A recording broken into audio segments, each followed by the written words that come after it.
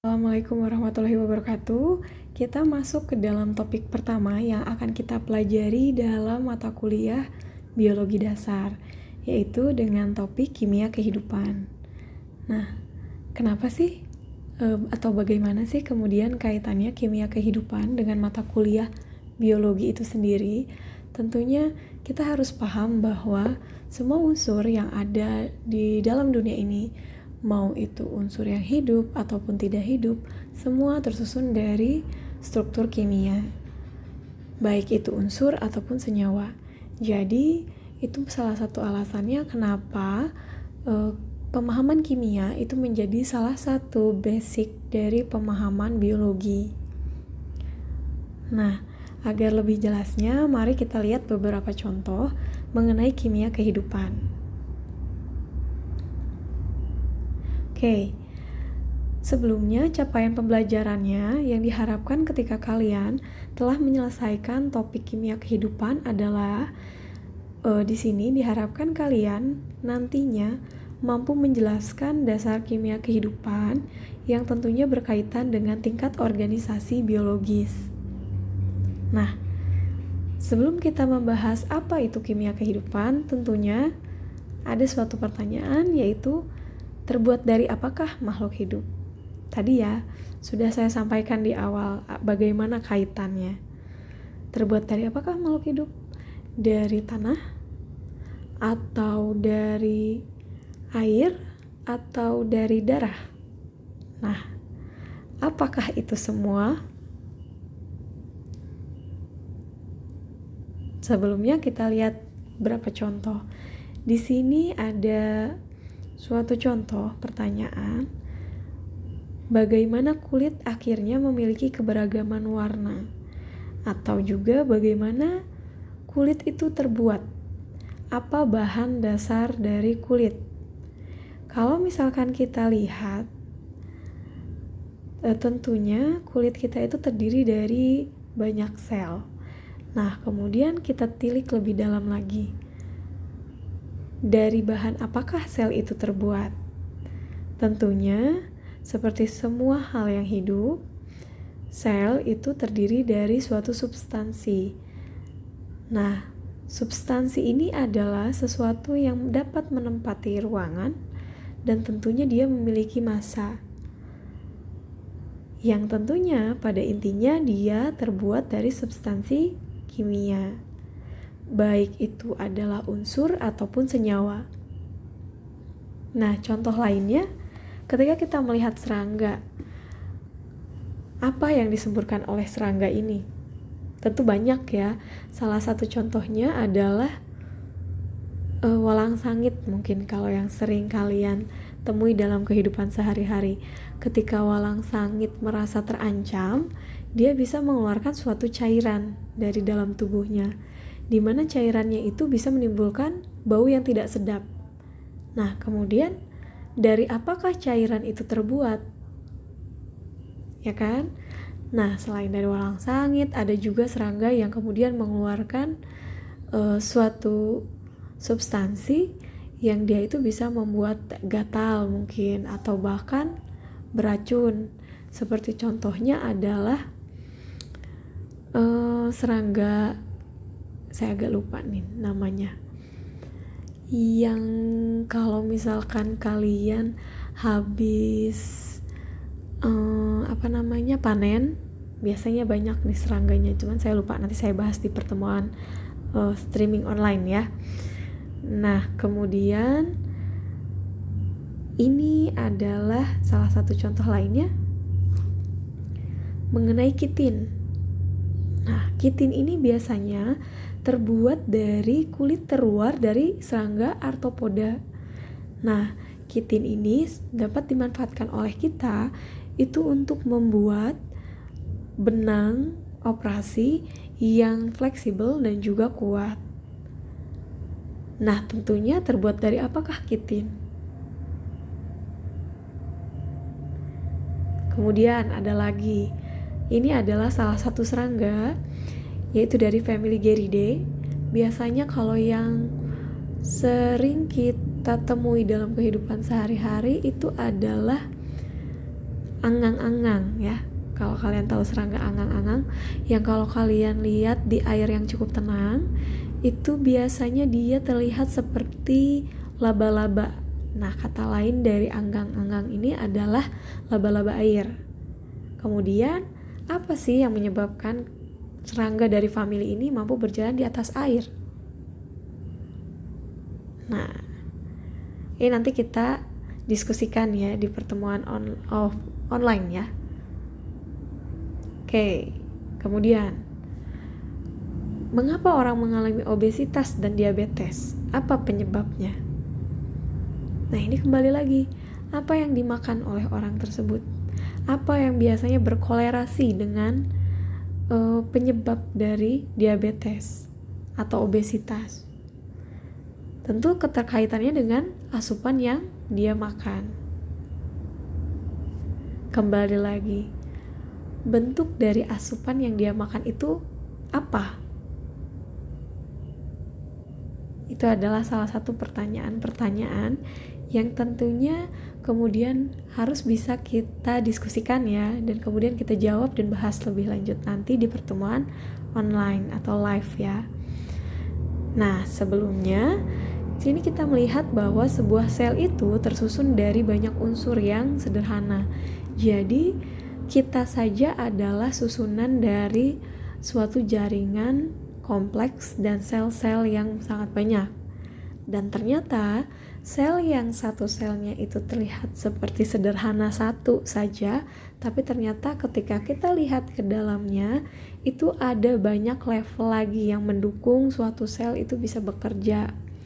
Nah, di sini gambar sini menunjukkan ada 4 level ya yang menyusun sebuah sel. Di mana level paling besar itu adalah sel itu sendiri bersama dengan organel-organelnya. Kemudian ternyata ketika kita buka satu persatu organelnya, di level ketiga kita bisa melihat kromosom yang berada di inti sel itu merupakan molekul yang cukup besar, molekul kompleks atau supramolekul, di mana supramolekul ini memiliki makromolekul yang kita sebut sebagai DNA. Dan DNA ini sendiri satunya itu terdiri dari nukleotida. Ini yang kita sebut sebagai tingkatan level organisme. Nah, selain dari ini, di sini kan contohnya adalah sel tumbuhan ya. Sel tumbuhan.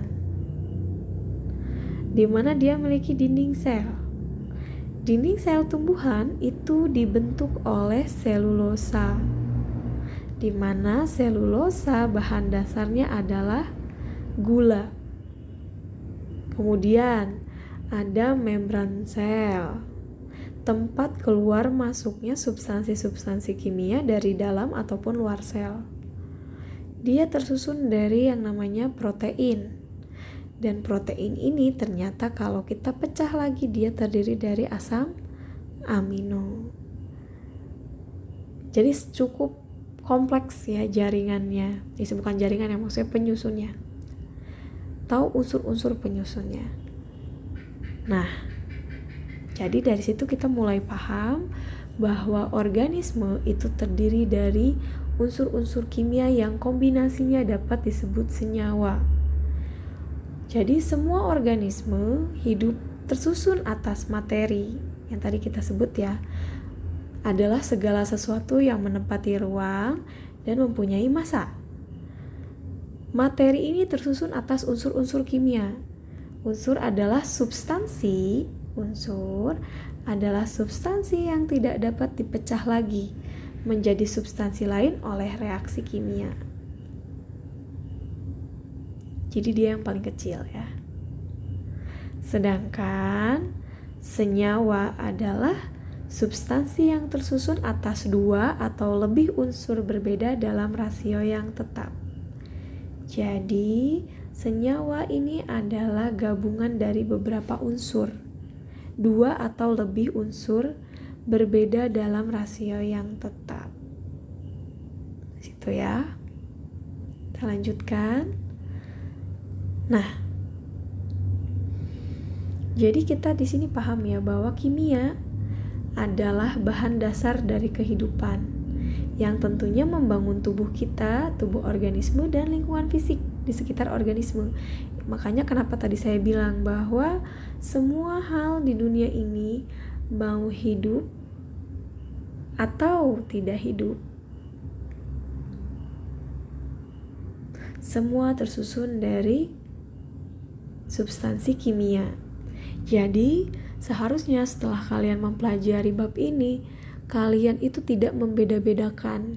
Seperti misalkan, ketika kalian masak, itu bumbunya tidak sehat karena terdiri dari banyak bahan kimia. Jangan salah, semua hal yang ada di dunia ini itu terdiri dari bahan kimia. Jadi seharusnya kata-katanya itu bukan karena dia terbuat dari bahan kimia lalu berbahaya gitu. Tapi bahan kimia itu berbahaya atau tidak itu tergantung susunan kimianya atau tergantung di mana bahan kimia itu digunakan. Itu lebih tepatnya. Nah, fungsi-fungsi biologis dari kehidupan itu dimulai pada level kimia. Nah, bagaimana akhirnya kita bisa makan, kita bisa memiliki energi, kemudian kita bisa melakukan semua aktivitas, itu semua tentunya dimulai dari level kimia, dari interaksi unsur dan senyawa. Kalau tidak ada reaksi kimia yang terjadi dalam tubuh kita, tentunya kita sendiri tidak dapat menghasilkan atau memproses energi. Kita tidak bisa memecah bahan makanan yang masuk ke dalam tubuh, kemudian kita tidak bisa bekerja kalau tidak ada reaksi kimia yang terjadi di dalam tubuh ya. Jadi istilahnya pemahaman kimia dan biologis itu sangat erat kaitannya. Nah, ini adalah salah satunya bukti bahwa kimia kehidupan itu menjadi sangat penting. 96% dari organisme yang hidup itu terdiri dari, tentunya 65% itu adalah oksigen. Kemudian elemen kedua itu adalah karbon. Ada juga hidrogen, ada juga nitrogen. Makanya kenapa kita sangat penting ya melakukan aktivitas bernafas. Karbon ini kita dapat dari mana? Dari makanan. Hidrogen ini kita dapat dari mana? Dari minum. Nitrogen ini kita dapat dari mana? Dari protein yang kita makan. Nah, kemudian ada unsur-unsur pendukung nih yang konsentrasinya ternyata tidak terlalu besar. Dari mana? Tentunya tetap dari asupan yang kita makan ya. Ada garam, kemudian ada magnesium, ada kalsium. Makanya kenapa tetap kita harus makan ya, makan yang sehat dan bergizi tentunya. Nah, bagaimana ini semua bisa dihasilkan selain dari makan sehat dan bersih? Tentunya itu dari olahraga. Tuh. Oke. Ini ya, karbon, oksigen, hidrogen, nitrogen. Nah, ini yang ingin saya jelaskan yang tadi ya, bahwa kalian ini harusnya sudah tidak membeda-bedakan bahwa misalkan ini banyak bahan kimianya berbahaya, itu yang tadi saya bilang. Nah, contohnya kalau kita membicarakan garam dapur itu terdiri dari sodium dan klorin. Kalau sodium berdiri sendiri, dia itu bentuknya logam. Klorin itu adalah gas yang beracun. Jadi mereka ini kalau berdiri sendiri tidak dapat kita konsumsi. Tapi ketika sodium itu bereaksi dengan klorin, maka hasilnya itu adalah NaCl atau sodium klorida yang dapat kita konsumsi di dapur. Itu ya, makanya kenapa kita tidak boleh mendiskreditkan dalam berbicara. Nah, kemudian ini, organisme terdiri atas unsur kimia yang kombinasinya disebut senyawa. Sekitar 25 unsur penting bagi kehidupan kita.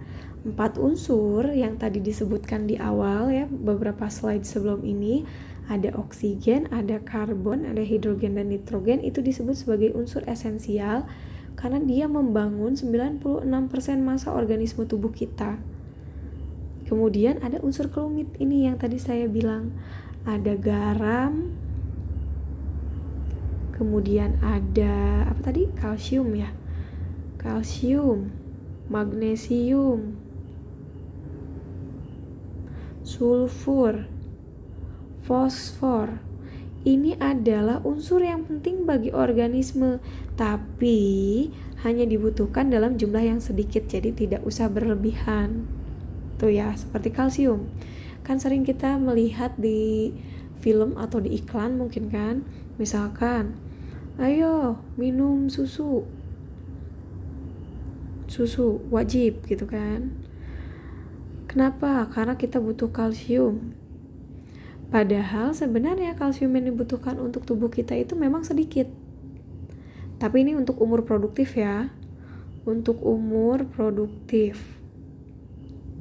Kita itu sebenarnya cukup dengan makan ikan misalkan. Itu sudah bisa memenuhi unsur kalsium di dalam tubuh. Tapi beda lain halnya ya kalau misalkan kita sudah di atas umur produktif, tentunya kita tubuhnya sudah tidak bisa, istilahnya kebutuhan kalsiumnya sudah tidak bisa dipenuhi oleh tubuh kita. Jadi harus ada asupan. Baru ini butuh yang namanya suplemen.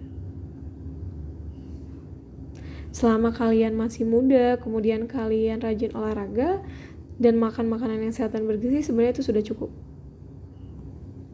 untuk unsur-unsur kelumit. Oke, nah ini unsur-unsur kelumit itu umumnya ditambahkan dalam makanan dan minuman. Beberapa unsur kelumit dibutuhkan dalam pencegahan penyakit tertentu. Contohnya defisiensi Fe ya, atau biasanya ini termasuk besi-besian ya. Itu menyebabkan tubuh tidak dapat mengangkut oksigen. Kita dapat cepat lelah.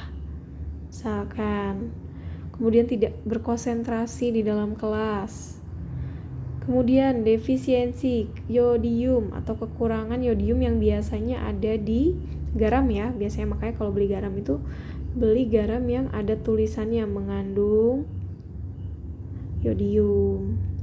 Nah, ketika kita kekurangan yodium, kita dapat menghambat produksi hormon tiroid menyebabkan penyakit goiter. Ini ya, atau yang dulu itu biasa disebut gondongan, kalau nggak salah ya, gondongan. Apa sih istilahnya zaman dulu? Karena zaman sekarang ini penyakit ini sudah relatif lebih rendah dibandingkan zaman waktu saya masih SD. Kenapa? Karena rata-rata semua garam meja sekarang itu sudah mengandung yodium. Jadi kalau dulu tidak semua garam itu mengandung yodium. Makanya banyak orang yang kemudian menderita penyakit goiter atau gondongan. Nah, itu ya. Jadi kalau yang tadi unsur kelumit, bahwa meskipun dia konsentrasinya sedikit, ketika tidak terpenuhi itu dapat menyebabkan efek penyakit yang lumayan berpengaruh ya pada tubuh kita. Nah, kemudian ada nih gabungan unsur karbon, hidrogen, oksigen, dan nitrogen membentuk kehidupan makhluk hidup. Ini yang tadi saya bilang ya. Dia membantu proses metabolisme di dalam tubuh kita. Dan ini juga ada baik dalam tanaman, hewan, maupun juga tentunya manusia. Itu sangat penting. Nah, terbuat dari apakah tubuh? Itu ada karbohidrat. Karbohidrat ini kita dapat dari mana? Dari sugar, dari pati, dari nasi, dari apa? Dari umbi-umbian. Kemudian protein.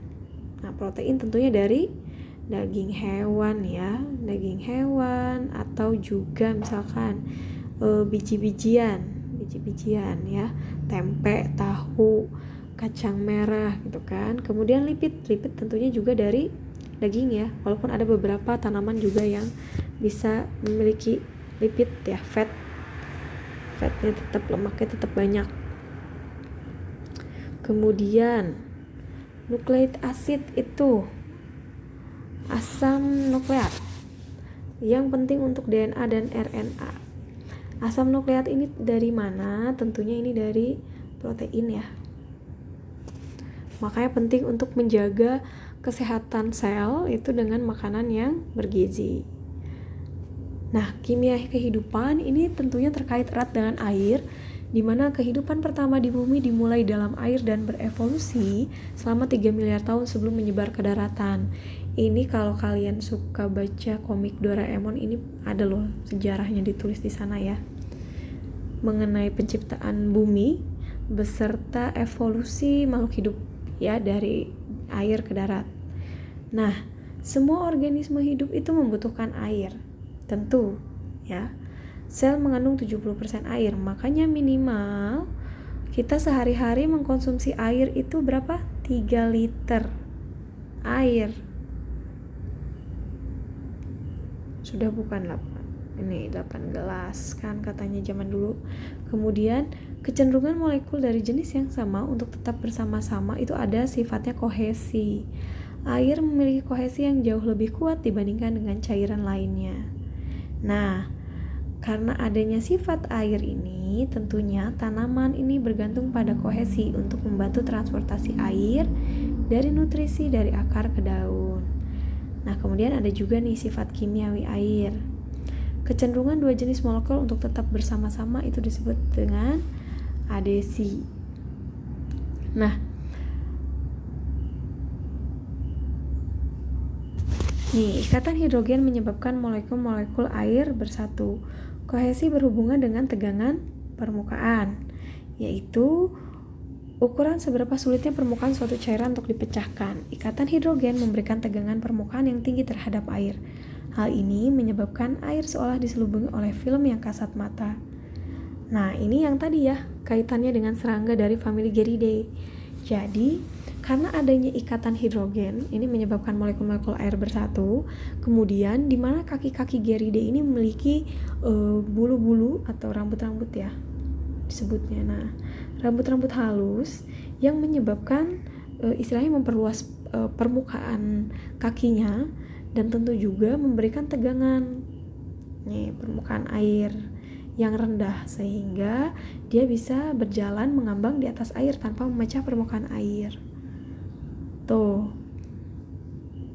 Nah, kok jadi ini? Tunggu sebentar ya.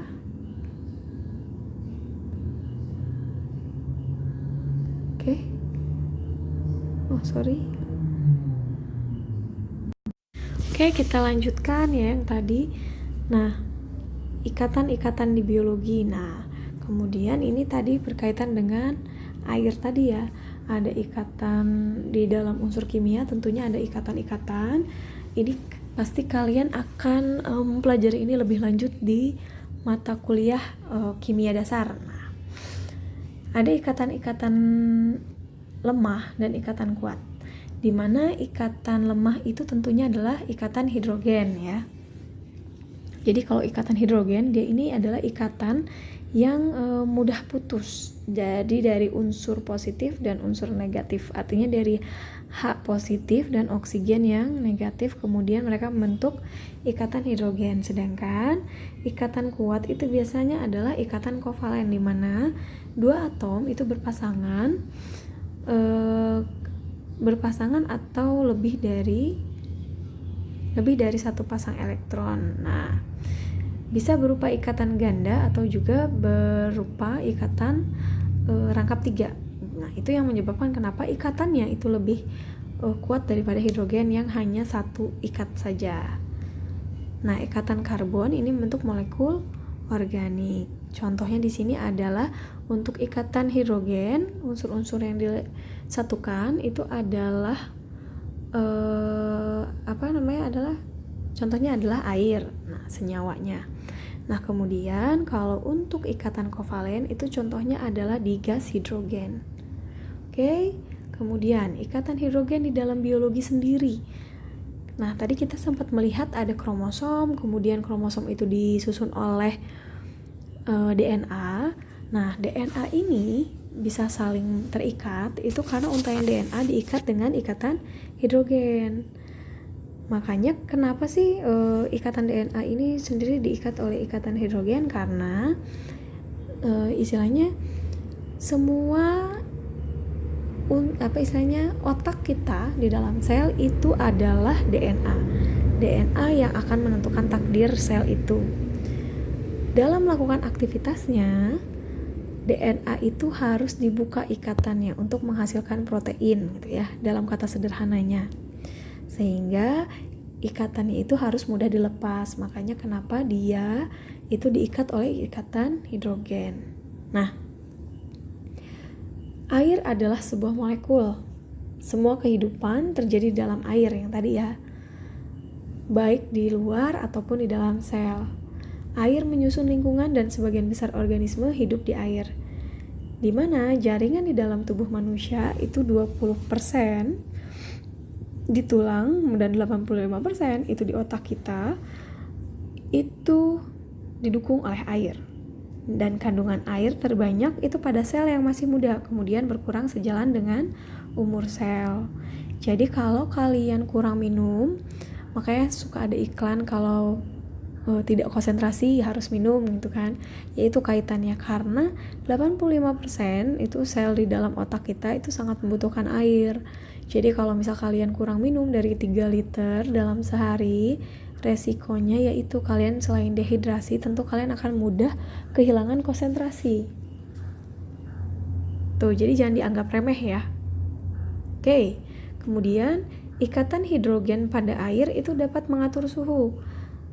Energi panas itu merupakan energi yang berkaitan dengan gerakan acak dari atom dan molekul. Energi panas yang dilepaskan dari benda yang lebih hangat ke benda yang lebih dingin didefinisikan sebagai panas. Nah, air itu dapat mengatur suhu di bumi, sehingga membantu menjaga suhu dalam batas yang memungkinkan untuk kehidupan. Makanya kenapa air itu menjadi salah satu unsur kimia yang paling penting. Daya tahan air terhadap perubahan suhu juga dapat menstabilkan suhu laut, sehingga menciptakan lingkungan yang baik bagi kehidupan di laut. Nah, makanya kenapa kalau misalkan global warming itu menjadi sesuatu yang cukup berbahaya kan? Karena dia mempengaruhi air yang menjadi salah satu siklus yang paling penting dalam hidup, yang mendukung kehidupan biologis. Karena global warming itu dapat meningkatkan suhu dengan sangat drastis, sehingga tentunya akan menurunkan kualitas lingkungan. Tidak hanya berimbas pada makhluk yang hidup di air, tentu juga dengan kita yang tinggal di darat. Oke, kalau ini adalah salah satu istilahnya bentuk-bentuk dari sifat air ya. Air merupakan zat yang wujud cairnya lebih rapat dibandingkan wujud padatnya, sehingga es itu lebih ringan daripada air. Ketika air membeku, maka setiap molekul membentuk ikatan hidrogen yang stabil dengan molekul di sekitarnya. Nah, ini salah satu pentingnya dari pemahaman sifat air sebagai unsur kehidupan. Bahkan kalau kalian ingat, itu ada yang namanya anomali air ya.